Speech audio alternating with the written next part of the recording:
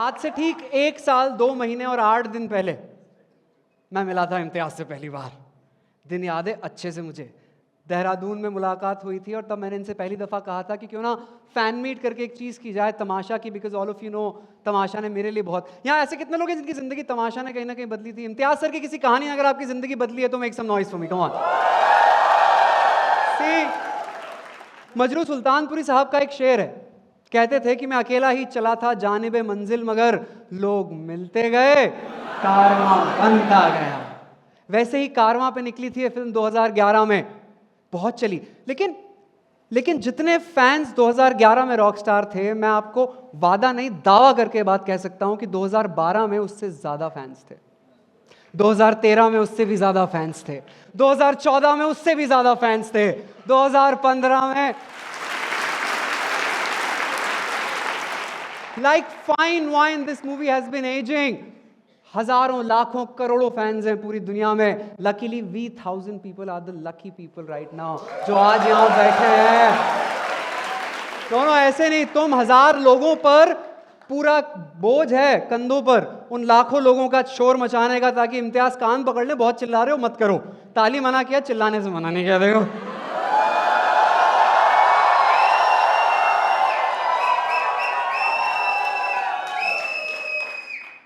Imtiaz sir ने खुद एक इंटरव्यू में कहा कि उनकी पहली फिल्म थी जिसके लिए उन्हें बहुत मिक्स्ड रिस्पांस मिला। जिनको अच्छी लगी उन्हें इतनी अच्छी लगी कि इससे बेहतर कुछ नहीं देखा, और जिसको खराब लगी उसने कहा क्या ही था, वाटअप में बैठा गिटार चल रहा था, होता है। पर इम्तियाज सर की फिल्मों की सबसे खूबसूरत बात यह होती है, इम्तियाज सर की सारी फिल्में ना एक स्वेटर की तरह होती हैं। ये बुन कर रख कर आपके सामने दे देते हैं, फिर आने वाले 10 साल 20 साल 50 साल 100 साल तक वो स्वेटर ठंडी रातों में आपको गर्मी देता है। ये खूबसूरती है इस स्टोरी टेलर की।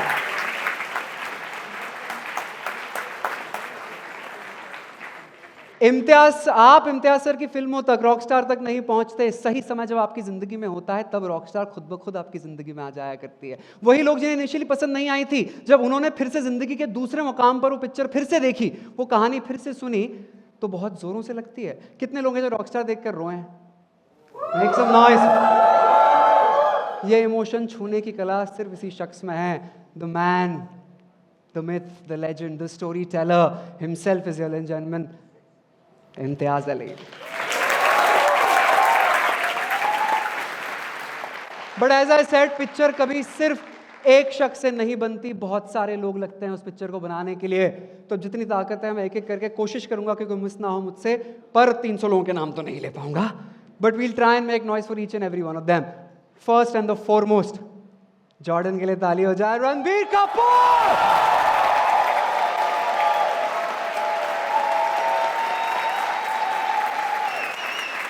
और आज रणबीर कपूर हमारे बीच नहीं है, ऐसे मत।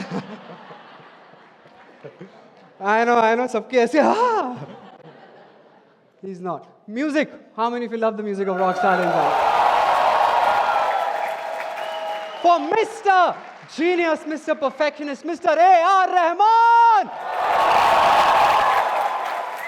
एक शख्स जिनकी वजह से उन गानों में उतना वजन, उतना तवज्जो कभी नहीं आ पाता। I call him the magical man. He is blessed with a golden pen. One of the finest lyricists of our country, ladies and gentlemen. Give it up for Mr. Irshad Kamil. Mr. Irshad Kamil. देखो Jordan की आवाज मत भूल जाना, बाबा जी की आवाज है वो। उनकी आवाज में एक अजीब सा रेशमीपन नहीं है, सिल्क रूट कहते हैं उसे। Give it up for Mr. Mohit Chauhan. आज वो हमारे बीच। अनफॉर्चुनेटली सभी लोग अपने अपने काम में व्यस्त हैं। I am really lucky, we all are very lucky कि एटलीस्ट इतने लोग could make it for the entire fan meet. Our Heer, our own very Heer, give it up for Nargis Fakhri, ladies and gentleman. What perfect timing, you just entered. Heer की छोटी बहन होती है Mandy, Sanjana Sanghi is with us, ladies and gentleman. Give it up for Sanjana Sanghi. अच्छा सच सच बताओ, how many of you hate Dhingra? Right, but what acting man. Piyush Mishra साहब के लिए एक बार। अच्छा खटाना भाई याद है? खटाना भाई आ ना सके पर उन्होंने बहुत ही हार्टफेल्ट हमारे लिए कुछ कहा। एक बार खटाना भाई। Hello everyone, Rockstar fan meet है तो खटाना भाई को तो आना ही था। हेलो इम्तियाज़ सर, रॉकस्टार वो फिल्म है जिसके बाद कई दिनों तक मैं जहाँ भी जाता था सब मुझे खटाना भाई कहते थे, अभी भी कहते हैं। ऐसी कहानी बहुत कम बुनी जाती है। तो कहानीकार इम्तियाज़ सर को बहुत बहुत बधाई। जॉर्डन रणबीर कपूर की परफॉर्मेंस याद रखी जाएगी सालों तक। जितने भी लोग जुड़े हैं इस फिल्म से, रहमान साहब, नरगिस, इरशाद भाई, सारी कास्ट एंड क्रू को बहुत बहुत बहुत बधाई। थैंक्स टू लक्ष्य। ऐसी फैन मीट सुकून देती हैं पर्दे के इस तरफ वालों को और प्यार देती हैं पर्दे के उस तरफ वालों को। Have a great evening everyone. सबको बहुत बहुत मुबारक। बाकी जॉर्डन के साथ टूर पे हूँ अभी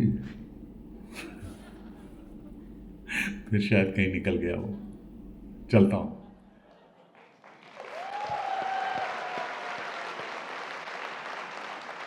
मोस्ट ऑफ यू इन लोगों से पहले रूबरू हो चुके हैं। हमारे पास बहुत खूबसूरत सारा क्रू यहाँ पर था जिन्होंने बहुत मेहनत से रॉकस्टार बनाई है। एक बार अगर कुछ लोग लेट आए हैं, would love to introduce you to the entire team here, ladies and gentleman. Give it up for mister Anil Mehta, the DOP, mister Dilip, the sound recordist of the film, ladies and gentleman, the costume designer, the lovely costume by Aki Narula, and the llovely ladies we have Sunaina ji, we have Ashima ji, we have Tanmay bhai, एक बारी तीनों के लिए, and we have Rajesh Sharma, the executive producer of the movie। सबके लिए जोर से ताली बजा दो यार। Very nice। In fact, the movie also had Jaideep Ahlawat, right?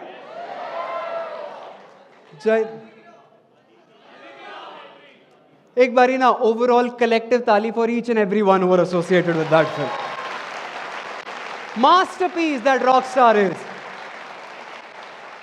पता है, हम बहुत असमंजस में थे कि हम फैन मीट में कोशिश करते हैं। फैन मीट का entire point is celebrating the film together. वो सारे फैंस एक जगह इकट्ठे हों और हम वो बातें कर पाएं, वो चीज़ें डिस्कस कर पाएं जो सिर्फ फैंस आपस में कर सकते हैं। हमारी कोशिश होती है आपको एक ऐसा नया परसेप्शन, एक ऐसा नज़रिया उस पिक्चर, उस कहानी के बारे में देना जो आपने आज से पहले ना सुना हो। तो आज भी हमने कोशिश वही की है। देखिए, एक अच्छी कहानी की खूबसूरती यह है कि वो एक अच्छी कहानी एक ब्लैंकेट, एक रजाई की तरह होती है। जब वो रजाई उठाते हो तो उसके अंदर बहुत सारी छोटी छोटी कहानियां, अंगड़ाइयां ले रही होती हैं। हर अच्छी कहानी के पीछे बहुत सारी छोटी छोटी कहानियां छुपी होती हैं और इस एक कहानी के पीछे बहुत सारी छोटी छोटी कहानियां पीछे छुपी हैं। चलो, who thinks he is the biggest fan? सबसे बड़ा फैन रॉकस्टार का कौन मानता है अपने आप को? हाथ खड़े करो। चलो, trivia for all of you, let's see who answers first. हाथ उठा के आंसर करेंगे, ठीक है? अच्छा, पूरी पिक्चर तो खूबसूरत है, लेकिन वो एक कवाली जो हमारा दिल ले जाती है हर बार, कुन गाओगे? कुन फाया,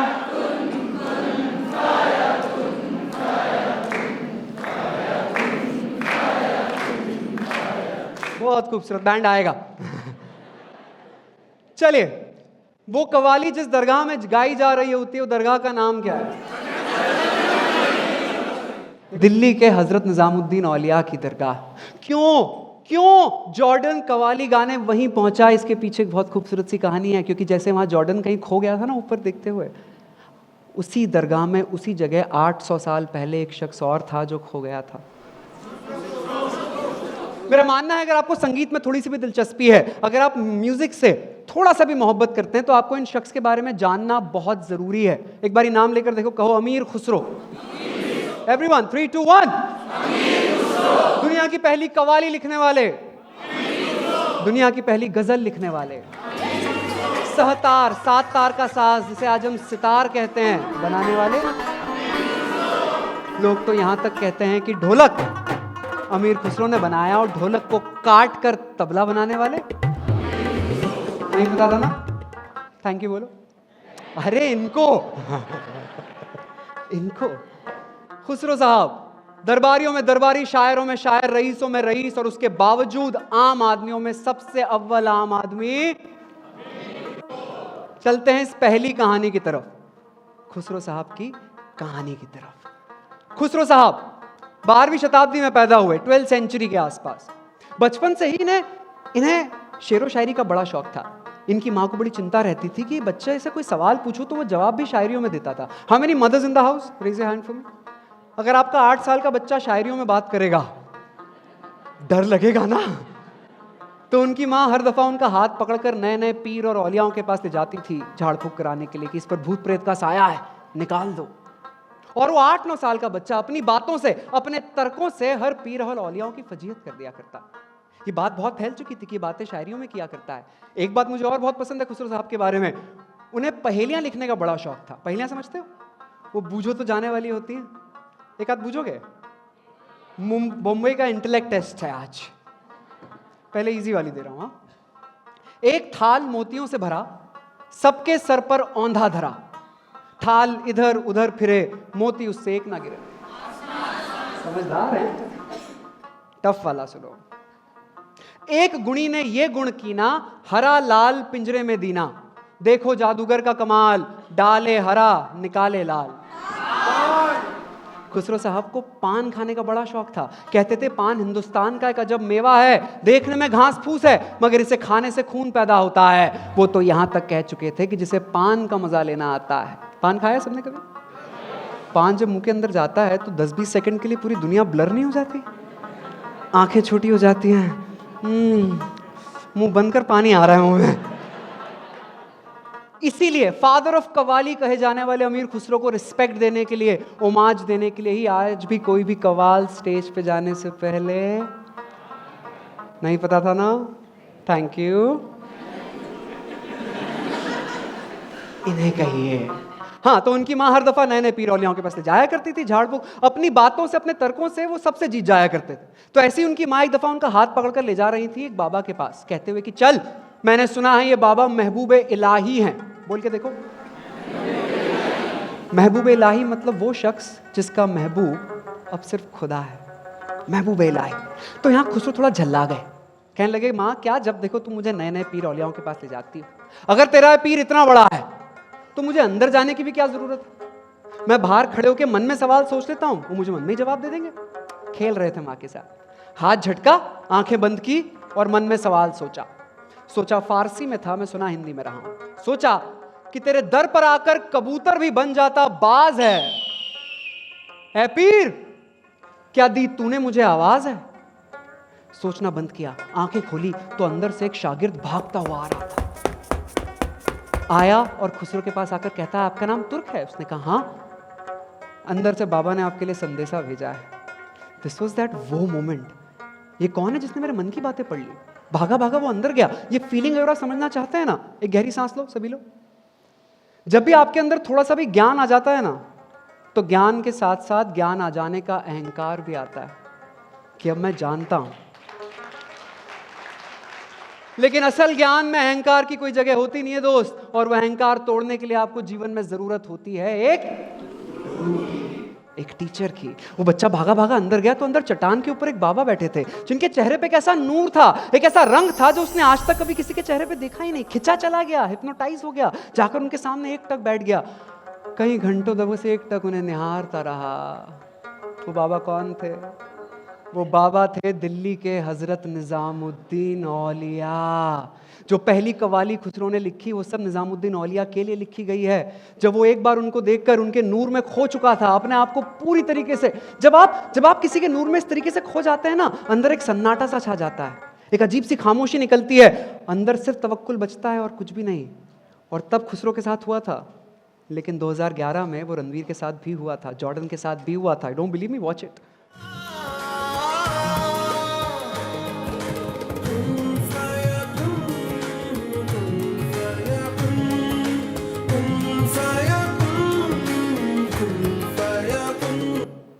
जैसे जॉर्डन की आंखों में सिर्फ एक सन्नाटा था, एक अनंत खामोशी, तवक्कुल।